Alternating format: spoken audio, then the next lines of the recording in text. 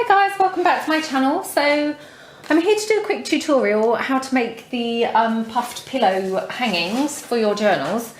So I've just got kind of my bits that I need here. Doing it at my kitchen table because obviously my sewing machine's not set up kind of near my desk. Well, it's not set up really anywhere, so I'm just going to kind of do it here. Now I've had a couple of questions about what happened when I peeled the backing, you know, the label off of my printed fabric. So I thought I'd just kind of show you. So I just kind of peeled it up slightly to save you kind of watching me trying to get the edges. So literally it just peeled off really nice and cleanly. It wasn't kind of faffy or, you know, a nuisance or anything like that. It peeled off really cleanly. Now I have just distressed these couple of images so they're kind of slightly, you know, rustic looking. And all I'm going to do is cut around kind of the edges, maybe tear around it like that. And then all I want to do is have this, then I'm going to do exactly as I did kind of with my last piece that I showed you. Where I'm going to have a little tiny bit of lace overhanging out of the edge. So I'll just trim around that like that. Move those pieces out of the way. So I've got some ivory coloured lace here. So I'm just going to take some like that, and then just to kind of hold it in place really, I'm just going to daub a bit of glue on. You know, not a huge amount, but just kind of, oops. Just a small amount. My glue has been, you know, with a pin in the end, which has obviously now coloured the glue, which is a bit annoying. Right, so I'm just going to kind of do it like that. So I've just got a kind of lace outline to my kind of fabric hanging. So I'm just going to cut around that like that. And then obviously I can trim this up kind of afterwards to the, you know, more size appropriate kind of thing.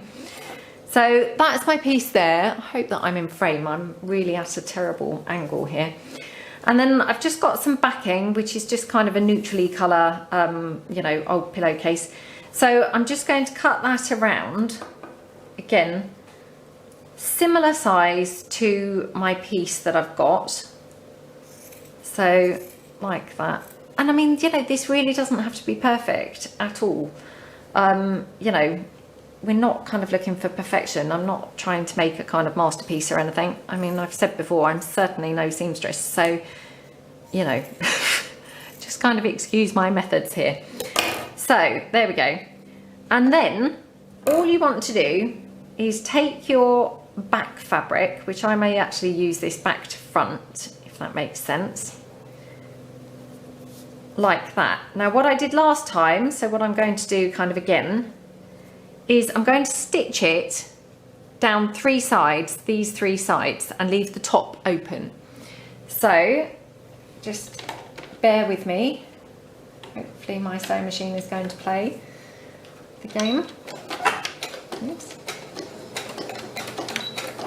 And we'll just back stitch that a bit. Right. Oh, and already I'm now having problems. And when I wound my bobbin yesterday, it was, you know, not wound very well. So I'll have to start this again, I'm afraid. Right, attempt number 2. So pop that in there. Just back stitch it slightly. Okay.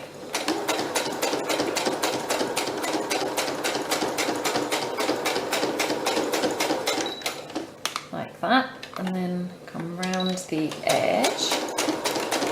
I mean, obviously it's not necessary to put the lace kind of in between. I'm just doing that so it's got a little bit more kind of interest really. You know, kind of making it a little bit prettier. So, but I mean, it's not necessary to do that.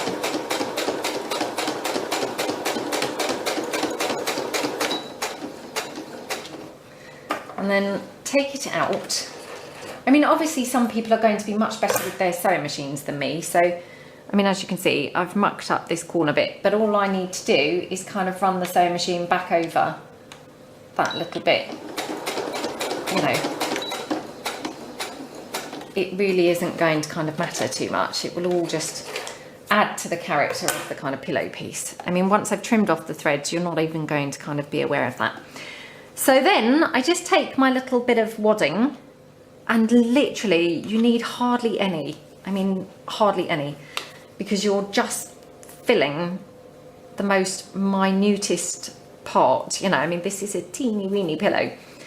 So we'll just pop that in like that, and then kind of flatten it out so it's kind of squidged how you want it.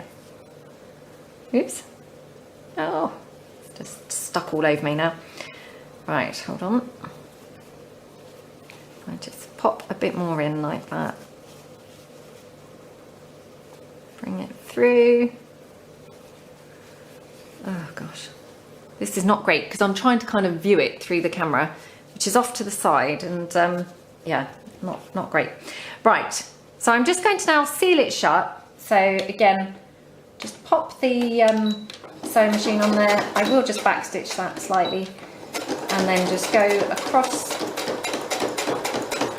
the whole of the top part and just back down the side just a little bit. That's it. And I mean, again, you know, I am not a seamstress. Probably, you know, people who sew things regularly, I'm sure, probably have better methods than I do.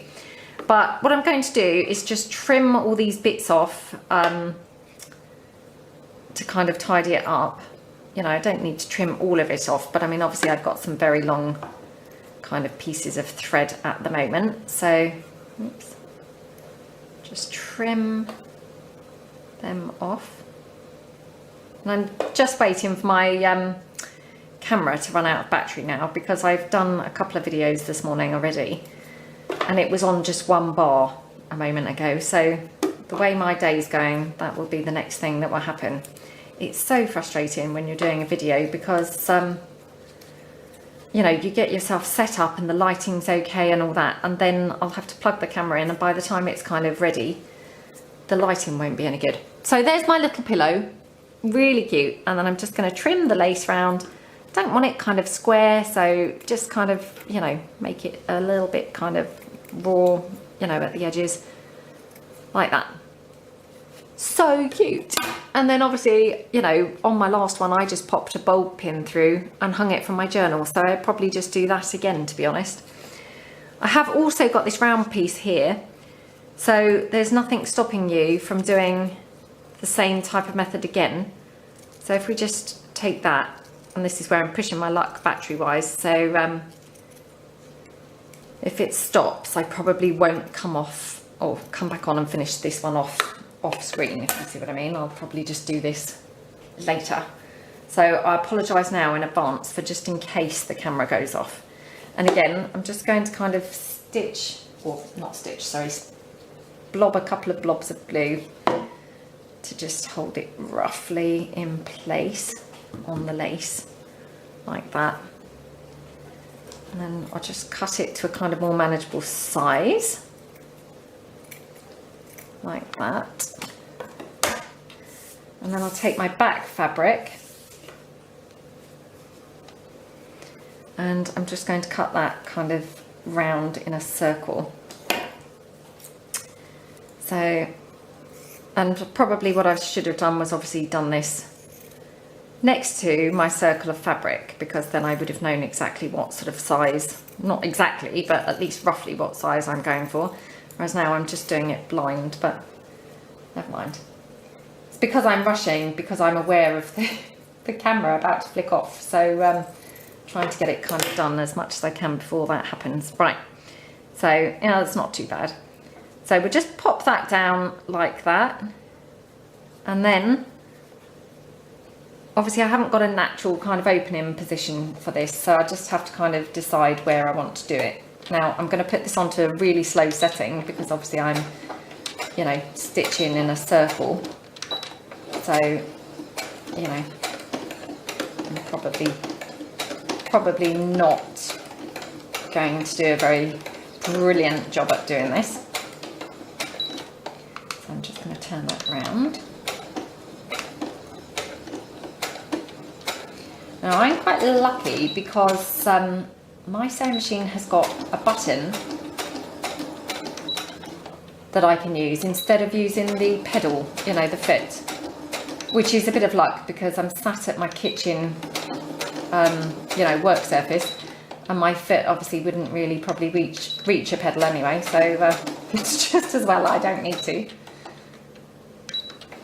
But I find it really easy. It took a while to get used to it because my old sewing machine, a really cheap and cheerful one, like from the supermarket, which I had for a few years, it was, you know, more than good enough for what I needed it for.